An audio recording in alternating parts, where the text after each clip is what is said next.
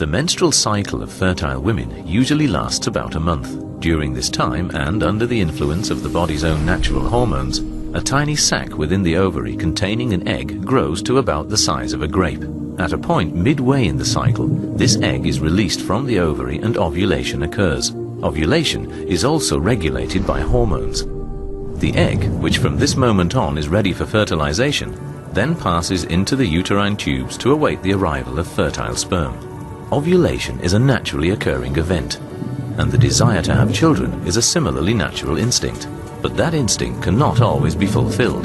The causes of unwanted childlessness are numerous, but so are the means of treating them.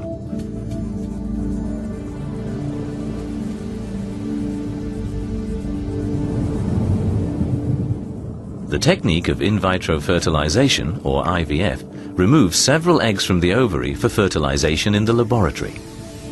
After a few days, one or two of these fertilized eggs, which are now known as embryos, are returned to the uterus in the hope that they implant and become a pregnancy.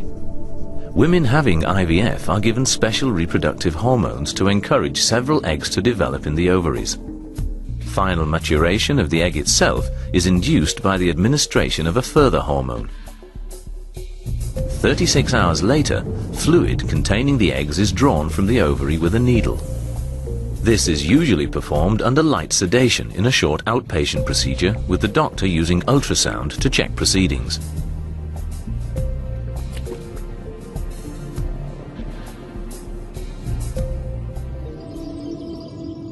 The eggs collected from the ovary are then mixed with a sample of the male partner's sperm, which has already been washed and concentrated.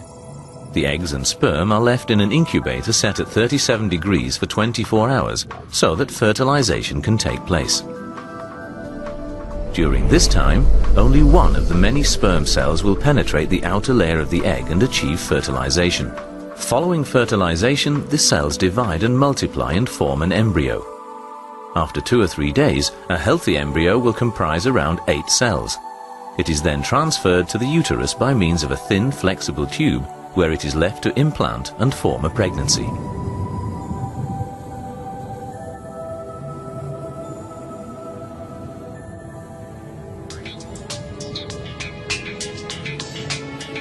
All these methods of assisted reproduction offer couples a good chance of bringing a healthy baby into the world.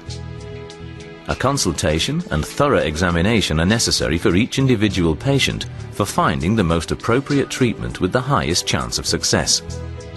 Because female fertility decreases quite quickly after the age of 35, infertile couples should not delay seeking appropriate medical advice.